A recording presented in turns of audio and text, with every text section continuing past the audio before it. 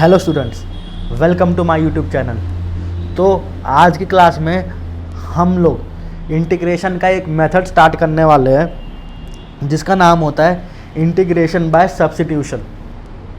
ये आपका सबसे इम्पॉर्टेंट मेथड है इंटीग्रेशन का, ठीक है। देखिए, तो आपको ना पता कैसे चलेगा कि आपको इंटीग्रेशन बाय सब्स्टिट्यूशन यूज़ करना है। सबसे पहली पहचान होगी ना इसकी कि आपको दो अलग अलग फंक्शन मिलेंगे, ठीक है, और आप उसको बाय इंस्पेक्शन सॉल्व नहीं कर पाओगे।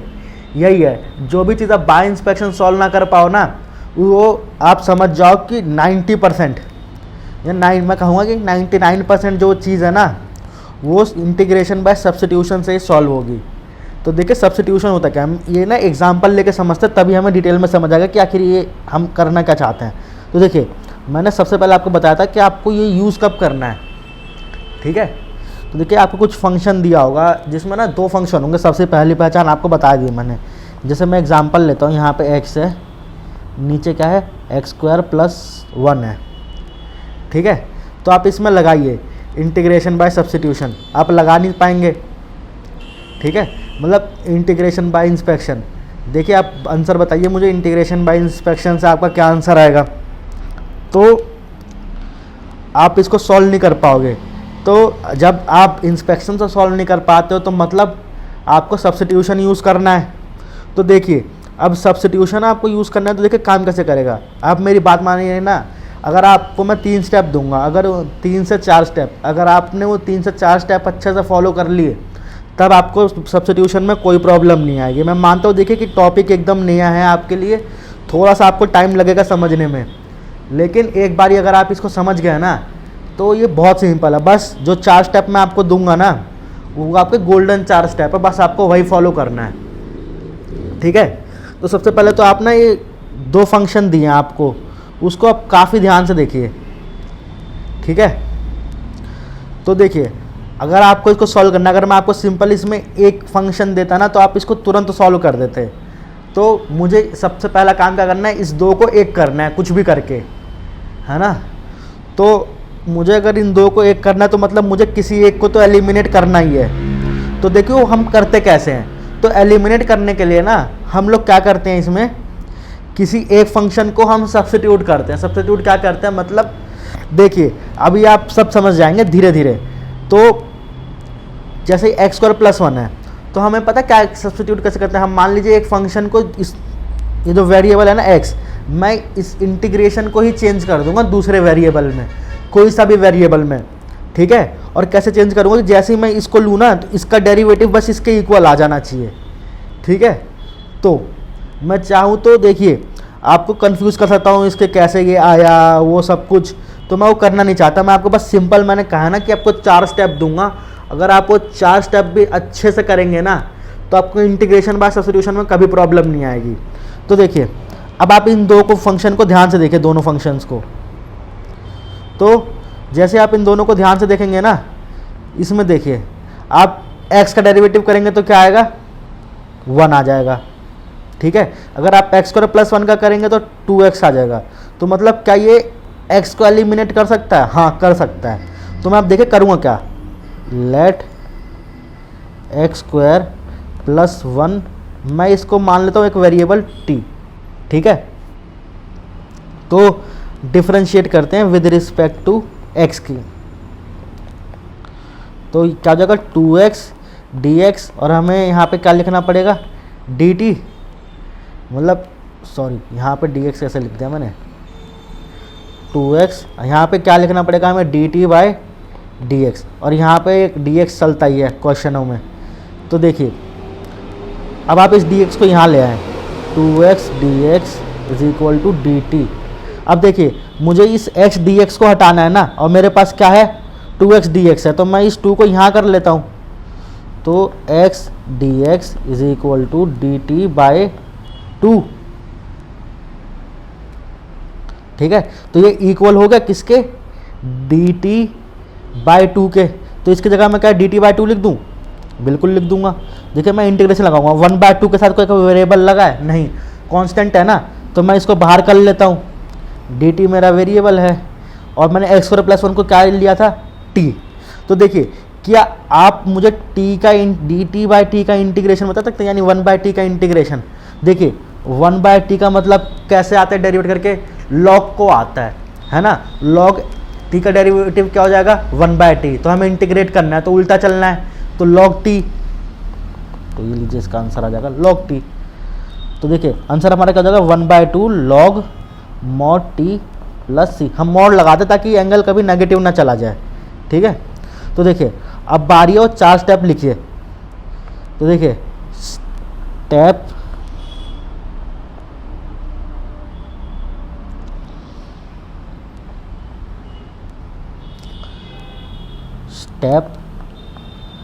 फर्स्ट, पहला स्टेप क्या है, देखिए analyse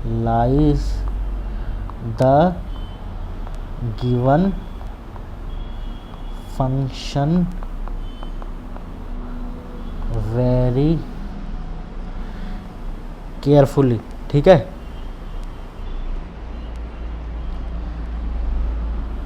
and find out the function whose derivative is equal to another function, ठीक है। तो इस स्टेप का मतलब क्या हुआ, देखिए कि पहले आप फंक्शन को अच्छे से देखिए और पता लगाइए। आपको 2 फंक्शन मिलते हैं ना, मैंने बताया था सब्स्टिट्यूशन की पहचान क्या होती है कि आपको 2 फंक्शन मिलते हैं अलग अलग। तो आपको 2 फंक्शन कैसे पहचानने हैं, ऐसे कि एक का जो डेरिवेटिव है वो दूसरे फंक्शन के एग्जैक्ट इक्वल आ जाए, ठीक है। अब स्टेप 2 क्या करते हैं, कलर चेंज करता हूँ मैं स्टेप 2 के लिए। तो देखिए स्टेप 2, ठीक है। अब क्या करना है आपको, replace the function whose derivative is equal to another function by using a different variable, ठीक है। अब आपको इस स्टेप में क्या करना है, आपको रिप्लेस करना है दूसरे वेरिएबल से, ठीक है, उस फंक्शन को जिसका डेरिवेटिव दूसरे फंक्शन के इक्वल आ रहा है। और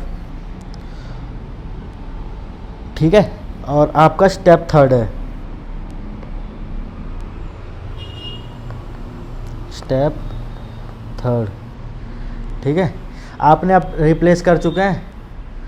अब देखिए अब क्या होगा, नाउ वन फंक्शन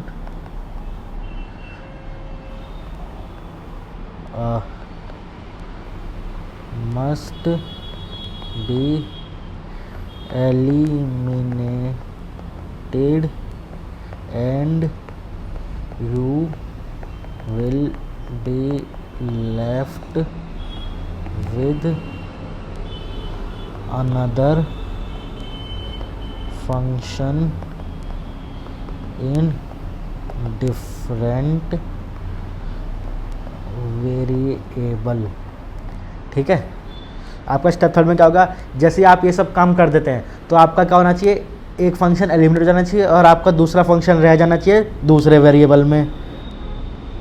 और आपका 4th स्टेप क्या है, now integrate the other function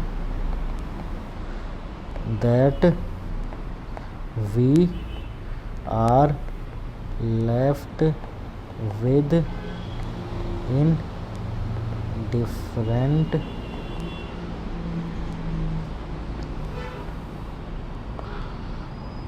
variable,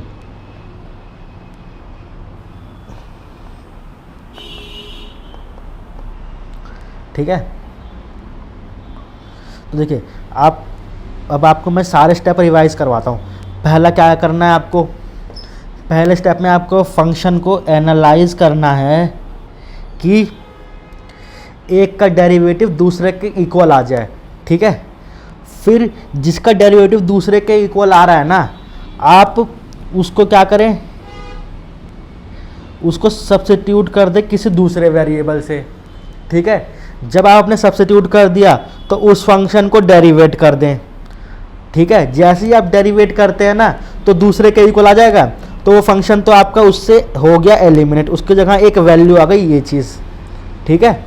और उसके बाद जो है आपका इंटीग्रेशन किस हमें दूसरी वेरिएबल आपने सब्स्टिट्यूट करता उसमें रह जाएगा, उसे आप आसानी से इंटीग्रेट कर सकते हैं। तो देखिए ये था इंटीग्रेशन बाय सब्स्टिट्यूशन। तो जैसा मैंने आपको कहा था कि टॉपिक बिल्कुल मुश्किल नहीं है, बस आपको इन 4 स्टेप्स पे कमांड बनानी है, ठीक है। अब मैं मानता हूँ देखिए कि आपके लिए नया है, थोड़ी सी आपको प्रैक्टिस लगेगी, लेकिन मैं ये नहीं कह रहा हूँ कि इस क्लास के बाद आप पूरे ही एक्सपर्ट बन जाएंगे, लेकिन हाँ आप ना बेसिक एकदम अच्छे से समझ चुके हैं, आप क्वेश्चन करने को तैयार हैं। जैसे जैसे आप प्रैक्टिस करते जाएंगे ना ये चीज़ आपकी और क्लियर होती जाएगी, ठीक है। अब अगली क्लास से तो मैं आपको क्वेश्चंस कराना स्टार्ट कर दूंगा, जिससे आपको ये चीज़ और भी ज़्यादा क्लियर होगी, ठीक है। तो आज की क्लास को ऑफ करने के पहले मैं आपको एक बारी और समझाता हूँ, ठीक है। मैं बार बार इसलिए समझा रहा हूँ ना आपको, मैं 3-4 बारी चीज़ समझा चुका हूँ अब तक, और बार बार इसलिए समझा रहा हूँ क्योंकि ये बहुत इंपॉर्टेंट है। तो देखिए पहला काम, इंटीग्रेशन बाय सब्स्टिट्यूशन कब लगता है, जब आपको 2 फंक्शन मिलते हैं और आप इंस्पेक्शन से उसे सॉल्व नहीं कर पाते हैं। इंस्पेक्शन से आप तभी सॉल्व कर सकते हैं जब आपके पास सिर्फ एक ही फंक्शन हो, ठीक है। तो आपका ये काम कैसे करेगा, तो सबसे पहले जो आपको 2 फंक्शन दिए होंगे आपको उसमें देखना है, दोनों फंक्शन को बहुत एनालाइज करना है ध्यान से, ठीक है। मैं आपको एक आसान सी ट्रिक बताऊँ ना, आपको 2 फंक्शन दिए ना, आप दोनों का डेरिवेटिव कर लो रफ में अपने दिमाग में। यार जब भी एग्जाम में करो तो रफ कॉलम बना के उसमें दोनों का डेरिवेटिव कर दो आप। जब आप दोनों फंक्शन का डेरिवेटिव करोगे ना तो आपको क्या पता लग जाएगा कि किसका डेरिवेटिव किसके इक्वल आ रहा है। तो जिसका डेरिवेटिव दूसरे के इक्वल आ रहा है आप क्या करोगे, उसको सब्स्टिट्यूट कर दो, जैसे मैंने यहाँ पे किया हुआ है। x² + 1 का डेरिवेटिव इसके इक्वल आ रहा था ना आसपास, देखिए x चाहिए था मुझे 2x आ रहा था, तो क्या था 2 मेरे पास कॉन्स्टेंट था, मैंने उसको इंटीग्रेशन से बाहर कर दिया। तो देखिए तो आपको मिल जाएगा, जैसे ही आप दोनों को डेरिवेट करके देख लोगे तो आपको सब्स्टिट्यूशन मिल गया। फिर आप डेरिवेट कर दो, जैसे डेरिवेट करोगे एक फंक्शन आपका एलिमिनेट हो गया। जैसे एक एलिमिनेट हो गया तो जो वेरिएबल आपने चूज़ किया था, जिसमें आपने चेंज सब्स्टिट्यूट किया है, वो वेरिएबल आपके पास बच जाएगा। और फिर आप बाय इंस्पेक्शन से आपका मेथड ही सॉल्व हो गया, क्वेश्चन ही सॉल्व हो गया। तो देखा ये था इंटीग्रेशन बाय सब्स्टिट्यूशन। अब अगली क्लास में ना हम लोग क्वेश्चंस करेंगे, तो मैं ये चाहता हूँ कि आप लोग अगली क्लास देखने के पहले इसको बहुत अच्छे से एक बार रिवाइज भी कर लें, ठीक है। और जैसे जैसे आप क्वेश्चन करते जाएंगे ना थोड़ा आपकी चीज़ और क्लियर हो जाएगी। मैं मानता हूँ देखो शुरू में आप क्वेश्चन करेंगे आपको थोड़ी बहुत प्रॉब्लम तो आएगी, लेकिन जैसे जैसे आप लोग प्रैक्टिस करते जाएंगे ना तो आपकी ये प्रॉब्लम ख़त्म हो जाएगी। तो आज की क्लास को तो यहीं ऑफ करते हैं। Thank you everyone.